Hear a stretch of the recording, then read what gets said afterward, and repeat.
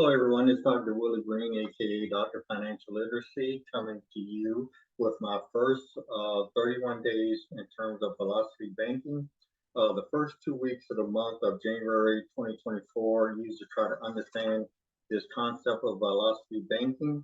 Velocity banking refers to basically using someone else's money, particularly within a revolving credit situation, to pay down your debt. In this case, I'm using a revolving credit card to pay down my debt from a company. That involves me taking a cash advance of $18.60 when I initially started. Also, just briefly going over where I began in terms of this month. So we're reducing debt with Velocity Banking, January 2024. My income was 2 paychecks. An increase in my federal taxes, I'm leaving that as a line item, 138.46, and also 1860 as a cash advance. Then I took out the expenses from this here. Now, I did not have any expenses for health, did not have any expenses for vacation, entertainment, recreation, or dues and subscriptions. For last month, these are my only expenses in categories of housing, daily living, transportation, personal, financial debts, and miscellaneous debts, which gave me a total of $63.43.38, and then minus my expenses, which negative 1099.88. Some people say you don't want to do velocity banking with a negative cash flow, or you need a positive cash flow. Well, I'm starting the process with a negative cash flow, and we'll see how it goes. All right. Now at the end of the month, these are some of the things that occur. First, this started off with $1,800 cash advance from the bank. $1,860. I took that money and I paid off 3 credit cards that were $1,363, $210, $146, and the total. So I'm just going to round off.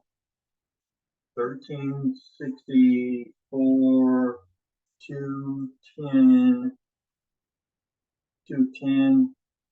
$146, and gave me a total of about, let's say, $117.20.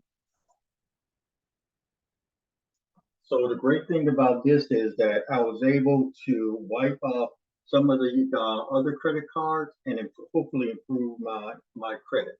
So I wiped out 1 credit card, 2 credit cards, 3 credit cards by using a cash advance of 18%. These other cards were ranging between, I think, 24% to 32%. Okay, so the credit card had a 0 balance on it. I took a cash advance, $1,860, and that became a new balance. These debts right here, I paid them off, and they totaled $1,720, but I'm still left with the $1,860. And one of the things that you do is to take your paycheck, and they say you dump it into an account and spend from there the bills. So that's what I'm doing with the last bi-weekly paycheck. Okay, now in terms of did I save anything? If I would have paid the 3 credit cards off in 1 year, their total interest, 12 months for 3 cards, would have been $274.24. Now the card that I'm using, if I go 12 months paying interest at 18%, that's going to be $186.30.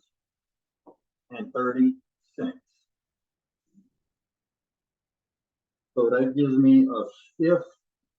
Now that I've paid off all of the credit cards, I'm not going to pay that 12 months of interest.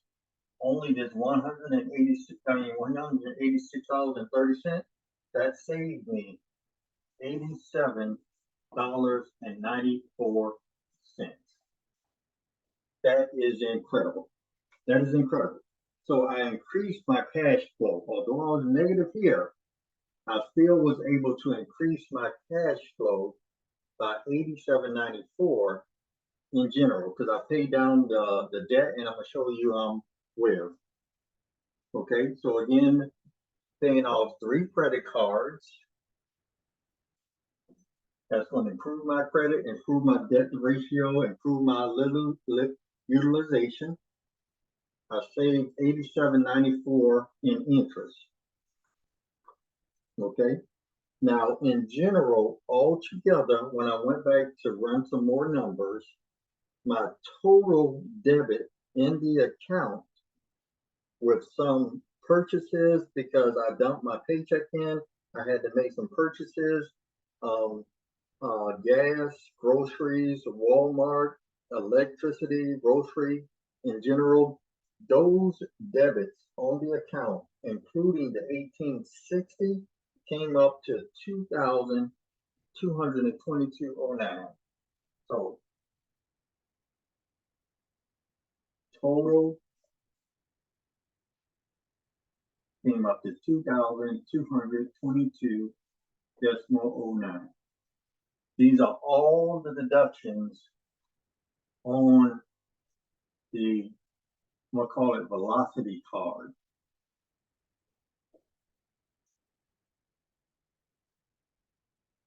Okay, so again, for the month, these are all the totals that I put on the card. That included the 1860 and then some of my other living expenses. Now, from there, I was able to use my second paycheck, which is divided into 2 deposits, to bring that down. Okay, so I put 1278 on the 1st, 25th, 24.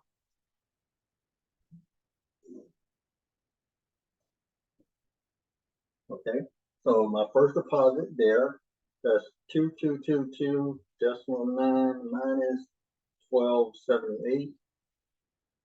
That left me with a credit card balance of 94409.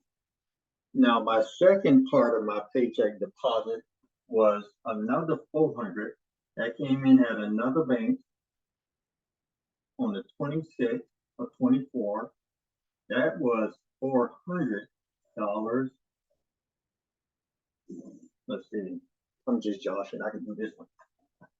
09 super 445.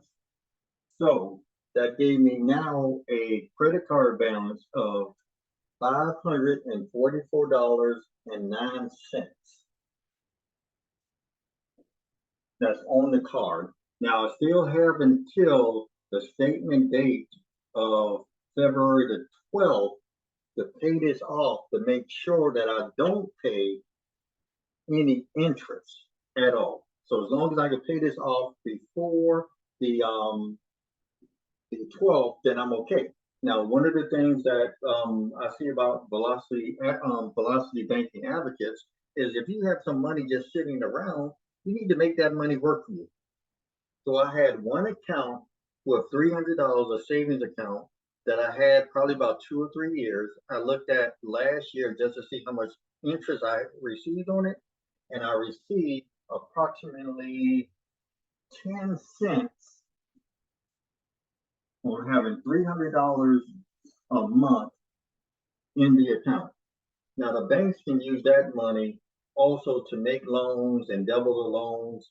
So that's just another thing that they call fractional reserves, where they can create more money out the money that we make for our deposit. But 10 cents for $300 for 12 months.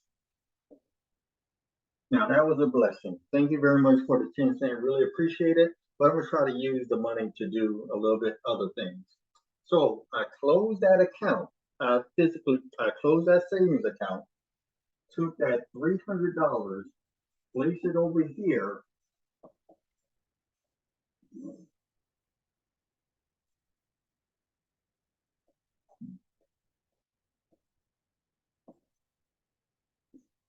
Now that left me negative 24, or a balance, I'm sorry, a balance of 24409 on the card.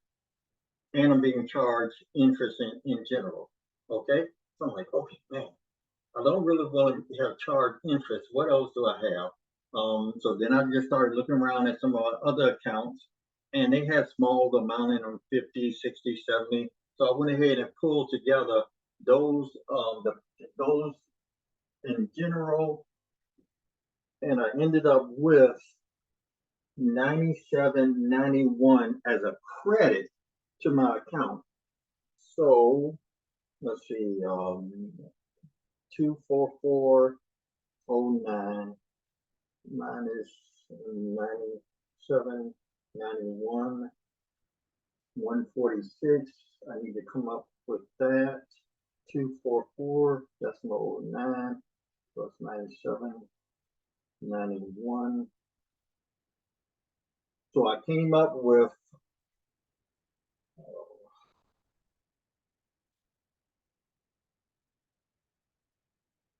$342 to give me a new balance.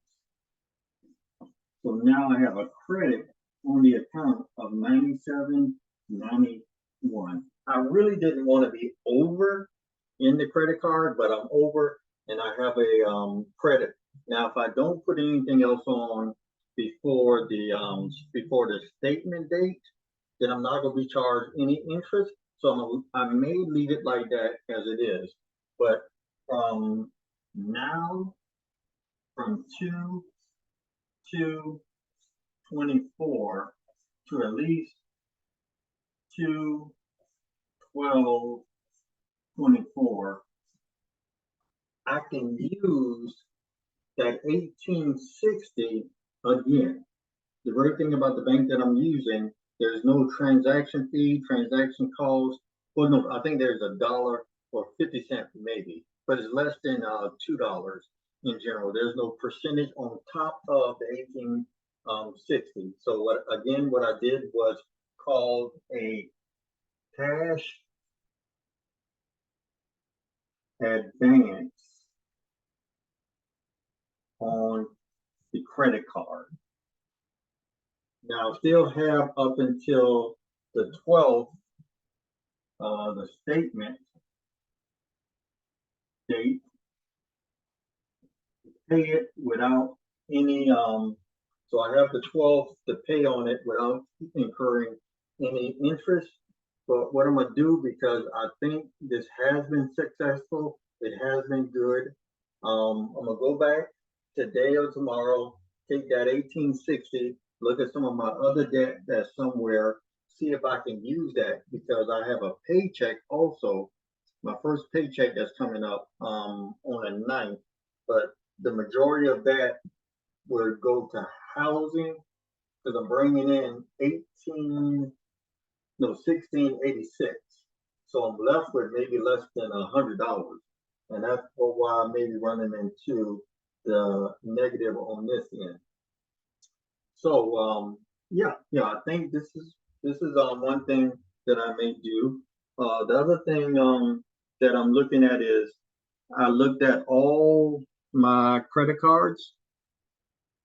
Let me share my screen and see what I have.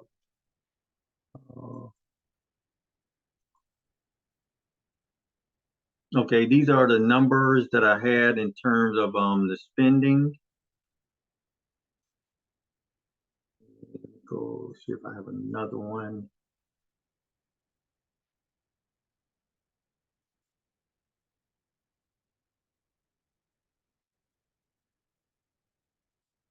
Okay. So one of the things that probably will do is here are all of the credit cards that I have. they all have a dollar limit.